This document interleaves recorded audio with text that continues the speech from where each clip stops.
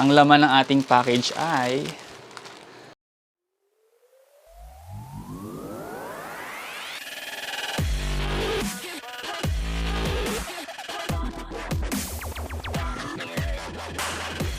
tapos na nating reviewin yung ating E12 Ultra. Ngayon naman, meron tayong dumating na package galing sa Prime Goods o Gadget Hunter PH. Yan. Swerte natin kasi ang bilis lang niya dumating, guys. In-order natin siya ng umaga, dumating siya ng after lunch, mga around 1:30 yata o kaya 2 PM. Pero pinapaalala lang din natin ay hindi ito sponsored. Pero sana, 'di ba? Malay nyo. Ayan, bubuksan natin yung package. Siyempre, ito yung parcel niya. Umorder tayo ng, tingnan natin. Ang laman ng ating package ay, ayan, ito yung my day ko nung nakaraan. Snow White E12 Ultra. So, tapos meron siyang freebie na Gadget Hunter na wireless charger. Yan. Okay. Plus, meron din siyang, may pa-silicone yan para protective case dun sa ating ano. Tapos meron siyang yan. Thank you card. Thank you Prime Goods Gadget Hunter PH. Yan. So, bubuksan na natin. Yan. Ang item natin is mula sa Sabbat.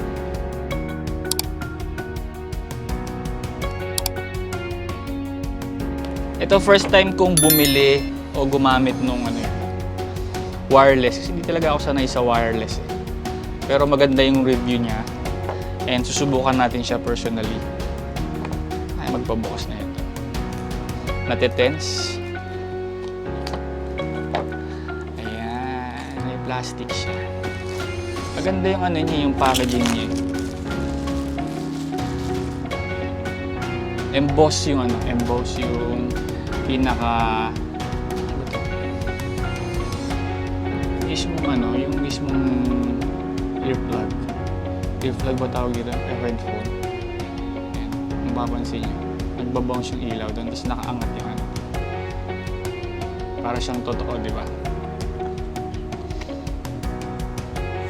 Tapos, una pala nakapag-unbox na tayo ng nakapag-unbox na tayo ng X12 Ultra naman.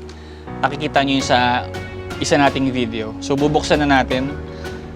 Yung kahon niya, wala siyang lining na red, pero pure white naman siya.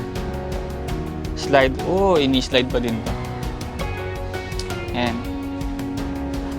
Ini-slide siya. Okay. Tapos, pure white, pero may logo pa rin ng Sabbat. Ayan. Nakikita niyo ba? Nagbabounce naman sa ilaw. Meron siyang silver na linya dito.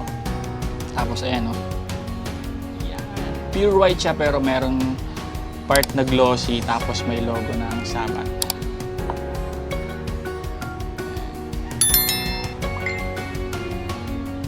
Buksan na natin siya. Tantaranan. Oh yes! Pag binuksan natin yung karton, ito ang bubungad sa atin. As usual, Sabbat pa din. User manual, tsaka warranty card. Yan. Tapos sa unang page na ito, meron siyang mga iba't ibang model pa ng Okay. At eto na nga,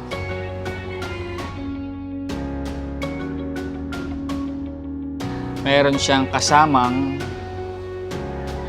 extra na earplug. So, red, tatlong red, small, medium, large ata ito. Tapos, may dalawang green. Alam ko kung anong size yan. Tapos, meron siyang nag-iisang black. May box pa sa ilalim. Ayan. Maliit na box na to. May logo rin ng Sabbat. Then, Ang laman ng box is, ayan, charging cable tsaka pouch. Wala na. So, charging cable tsaka pouch. Ang laman ng maliit na kahon sa loob na nasa ilalim ng extra earplug. Ganda, maganda. Tapos, uy, umiilaw na siya, oh. Ito muna.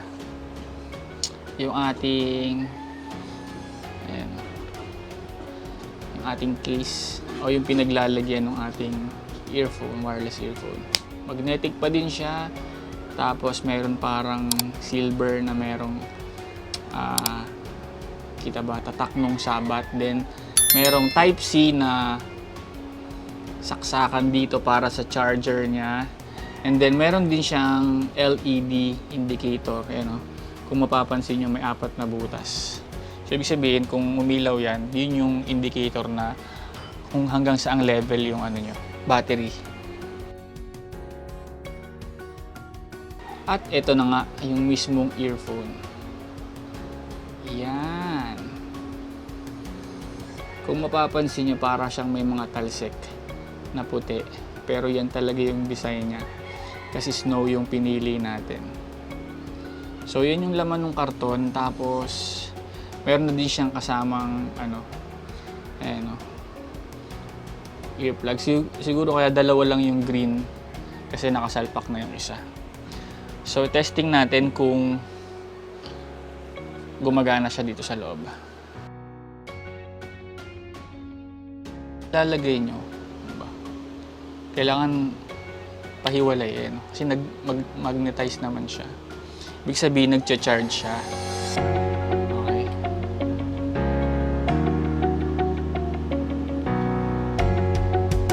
Ayan. Umiilaw parehas. Kita ba? Umiilaw parehas yung red. So, hindi daw talaga siya pantay yung level ng kulay niya. Tsaka ito yung likod, oh. Kung mapapansin nyo, 3 lang ilaw. Ibig sabihin, meron nang na-consume dito sa charging port niya o capsule niya.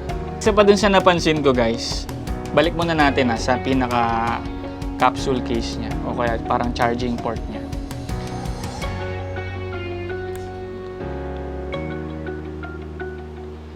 Automatic yan pagka nilagay nyo dito sa mismong ano niya, nagcha-charge siya, eh.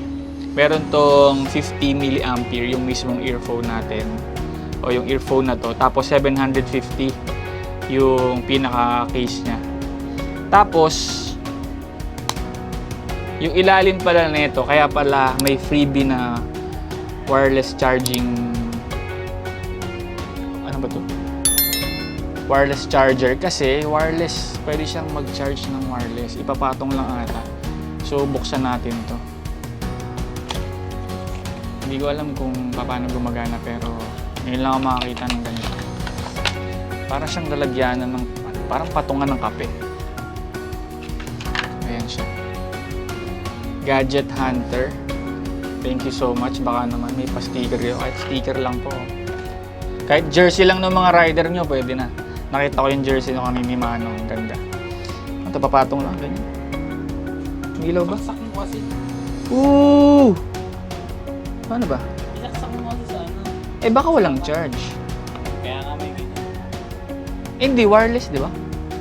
Wireless sa, ano, sa charging, ano. Pero Sinasaksak pa din? try mo mag-power bank.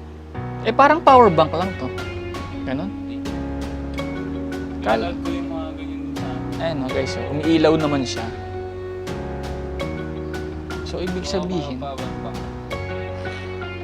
Sasaksak mo pa rin yan. kasi, okay. Parang dyan mo lang siya itatap. Okay. Kailangan pala, akala ko naman wireless na talaga siya. So, kailangan, ito palang end ng USB, kailangan nakasaksak para ipapatong lang yung ano. So, ayan, naka-red na siya. So, para malaman natin, parang hindi naman siya nag-charge. Ayun! Guys, oh. Lapit natin. So, dapat makaipatong siya dun sa gitna para mag-blue siya. Ayan o, nakikita nyo ba? Pakita natin. Ibig sabihin, nag-charge na siya kasi gumagalaw na yung ano niya, indicator niya. Yung 4 na ilaw na maliliit. So kahit hindi mo isaksakto yung Type-C na to, dun sa mismong plug, nag-charge siya through wireless. Pero ito, yung mismong power niya, hindi siya wireless. Ayan o, bibilisan lang natin ha. Oop! Diba blue siya? Tapos pag nag-red, ibig sabihin hindi siya nakakonect. Ayan o. Nakailaw yung dalawang ano. Tapos pag nilapit natin siya, sereren. Ayan o, nakita nyo guys, nagbo-blue. Ang galing! Yun pala yun. So that's the thing. Kaya siya wireless. Wireless port. Kasi ipapatong mo lang siya dyan. Ang galing. So ito yung kasama niyang free na silicone protective case. Yan. Meron din parang hook. Yan.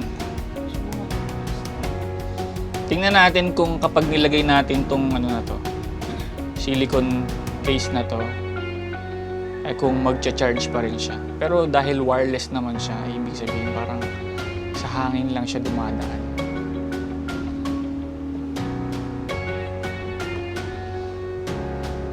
Okay guys, nagcha-charge pa rin siya kasi nagbo-blue.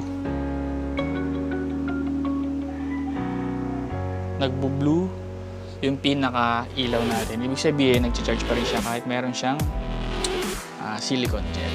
Okay? Yun lang, and sobrang astig nung Sabbat na wireless. And thank you Gadget Hunter PH para sa isang mabilis na transaksyon. Pero yun, tapos testingin na natin kung ano ba yung tunog na ito. Okay?